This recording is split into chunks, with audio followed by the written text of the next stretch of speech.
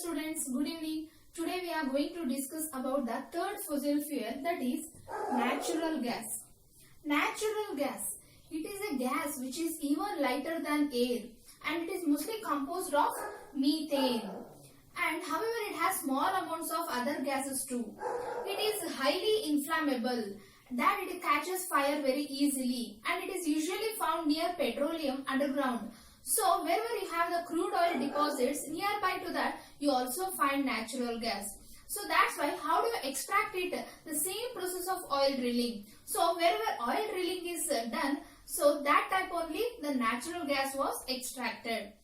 Because you actually know the locality where natural gas is present. It is pumped out and travels through pipeline.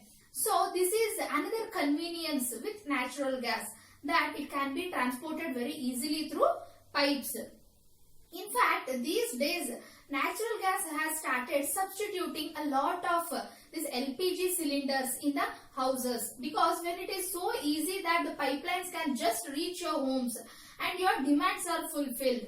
So that's an easy way of doing these things. Now, another important characteristic of natural gas is that it doesn't have any specific smell. So it is completely odorless. This is that might make it a little more risky, because if a gas is odorless, you will not be able to detect the presence of that gas. But at the same time, the gas is highly inflammable, so it can catch fire very easily. So if there is no smell, you will be not able to detect that gas and it might catch fire easily, right? So what can be done? So that is why natural gas is mixed with some chemicals which are very strong odor. So they have very strong smell. So that natural gas can have a specific smell. That smell can detect the presence of natural gas. So wherever you get that smell, what do? You tend to keep the windows open so that the gas can just go out of that place. You tend to avoid using anything like a matchstick, so that it doesn't catch any fire. So in order to bring a smell to that natural gas, some extra chemicals with strong smell are added to it. So that's a brief about natural gas. Now, why this natural gas so important? Now we already saw how the drilling is done. Now with natural gas, you do not really have any separate components as such. So what makes natural gas different and important? So one thing is very important. So it is easy to transport through pipelines. So you really don't need anything. You just bring the gas out from underground anywhere where you have crude oil deposits nearby. That you have natural gas deposits. And then you start distributing it through pipelines. So they are easy to transport it. And it can be used as a fuel in vehicles also. And the best part is that it can act as a better fuel in vehicles.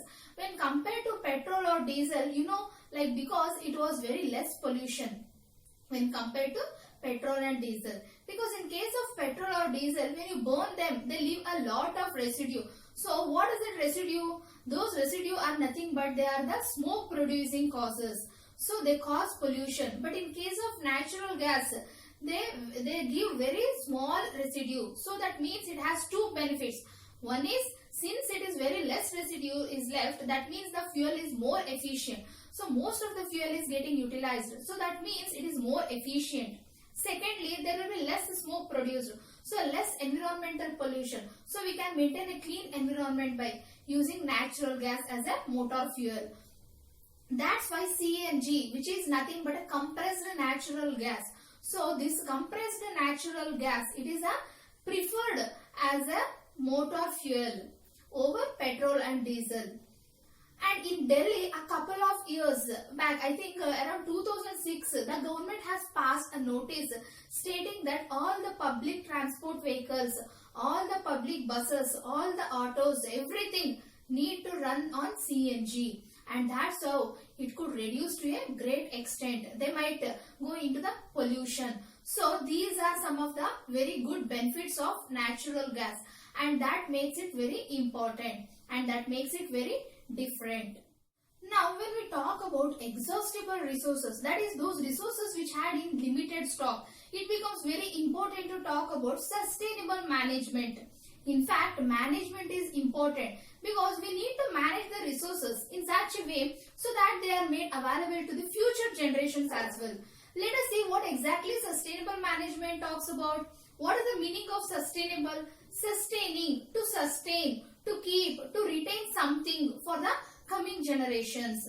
So management of natural resources in such a way that the basic need or dependency from these resources is met. It is not that we just want to preserve it for the future generation at the cost of the present generation. Obviously, the basic necessities of the present generation should be met. So again, let us take the example of the same box of chocolates. Let us say that the students who came early, they are all hungry. So you have half box of chocolates now. We do not want an entire half box to be kept only for those who are going to came late. So those who are coming early, they should also eat a few of them so that they are able to fulfill their hunger. But it should not happen that they eat all of them. And who will come late, they did not get anything, correct? So their basic needs of the present generation should be met. That is one thing. So this next thing is future generations can also make use of them. That means only basic necessities of the present generation should be met. It should not happen that the present generation is wasting their resources. The present generation is simply not taking care of the resources. That should not happen. If you use it and how much even it is needed and rest of it you just keep it for the future generations. Use of these resources do not cause too much harm to the environment. Now, these resources should also be used in such a way that the environment is fine. For example, I told you right that fossil fuels, they are excellent source of energy. But at the same time, burning fossil fuels releases a lot of harmful gases which cause environmental pollution, which results in acid rain, which cause greenhouse effect. So, and all these things are not good for the environment. So, we need to decide how exactly do we need to make use of different resources. So, if they think that, okay, we can minimize burning of fossil fuels by some other way, then we should follow that alternative one. Example, if we make use of petrol as a motor fuel, that is one option, and we make use of CNG as petrol, I want to feel that it is another option. Now, in both the cases, we are making use of natural resources.